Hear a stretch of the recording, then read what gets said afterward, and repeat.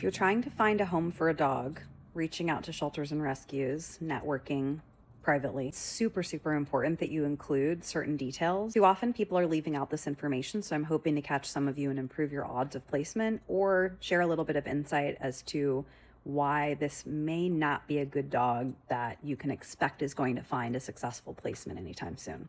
If you reach out, I need to know, how is this dog, not just with people in general, but kids specifically, with other dogs, cats, and I'll get into detail on some of these as to how you can figure that out, cars, crates, grooming and handling for anything medical, your basic animal husbandry, ear cleaning, nail trimming, brushing, let alone if we have to go into the vet and be a little bit more intimate.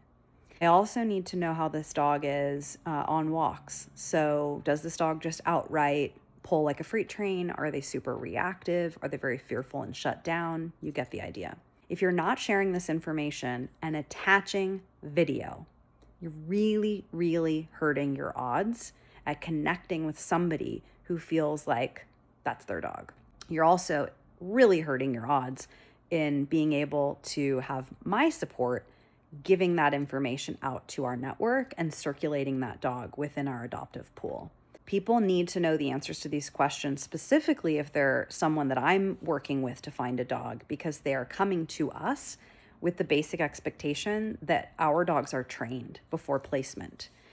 A big part of our mission fulfillment is training our adoptable dogs and then providing comprehensive training sessions and support long-term to our adoptive owners. So if someone's coming to me to adopt a dog, it's not impulsive. It's not quick and easy. It's not cheap and fast. It's just not how it works. This is really important if you're wanting me to help you in networking your potential foster dog from another circumstance, because the folks that are adopting from me are expecting a dog that is crate trained, e-collar trained. It's been fostered in a home, so we've analyzed and assessed as much of these things as we possibly could.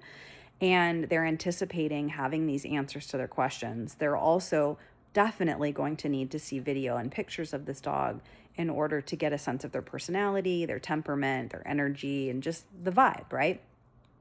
How many people choose to go get involved and help a dog based on the impulse of, oh, I just felt so bad for it, it looks so sad or so cute or whatever. It reminded me of the dog I grew up with when I was a kid.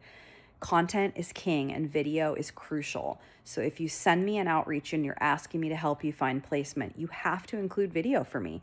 I'm looking at so much more information than you realize in that video, even if it's super short, messy clips of that dog going out in the yard and going to the bathroom, or hanging out in your home, getting affection from you, socializing with your other pets or kids, or walking down the street. Give me the video. Trust me. I need it. I need it to understand whether this dog is a dog I can consider helping you with, or I need it to circulate whether or not I consider it to be a potential match for someone that's asking me to be paired with a dog, or for them to be able to get a sense of this dog. So if you're not putting these details in your bios on Pet Finder or any of the other networking sites, if you aren't answering those previously articulated bullets, you're really missing out on the potential for somebody to see that dog and go, man, I can see that dog working into my lifestyle right now. So I have to have it. I can't help you. I can't consider your dog as a potential intake for our program if the answers to those questions aren't, number one, provided, and number two, pretty good results. I could give you plenty of examples, but I will end up with an 11-minute video. Bottom line is, pay attention to those bullets. They're very important. We need to know the health of the dog. We need to know, of course, if you did veterinary stuff. That's all important and great. But really, truly, we also need to know, can this dog be in a car safely and calmly? Can this dog be in a crate when it needs to be left at home and unsupervised? How is this dog around other animals? What is this dog like around children? And, just getting a sense of it over video, we are able to look at, is this dog fat? Is this dog walking funny? Video is really, really important. I'm gathering a ton of information from that. So please, please, please make sure you include it. And if you're posting them online and trying to get attention through social media, video is essential. People make emotional decisions all the time. Doesn't make it right, but it's true. So I hope this helps somebody and clarifies what we need to see on our end if you are a networker trying to help a dog in need. Also, never bother tagging us for a euthanasia list pull. We don't do it. People who tag us, we block them. It's a distraction from the work that we need to do that's important and actually moving our mission forward. And it's very irritating because a lot of these threads, the comments, the fundraising and the pledging, they're very messed up. They're contributing to a lot of people who are hoarding dogs in really inappropriate rescue environments.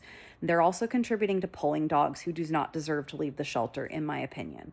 I believe every dog should have a fair shot, and I believe every dog should be treated kindly, but I do not believe every dog can be saved. We do not pull dogs under those circumstances. We take our time, we have to have more information, and it's a developed decision over, many years of seeing how many different ways a rescue pull can go wrong. Do we get it perfectly every time? No. But if we know from the very beginning, this dog has a bite on its record, or 7, or this dog is massively kennel stressed and can't be contained and it's self-harming. No. If this dog is biting, people or attacking other dogs, it's a no-fly for us. So please don't bother. There's too many great dogs readily available that can be pulled and helped in calm circumstances. Calmness. Okay, that's it for me. Bye. Good luck.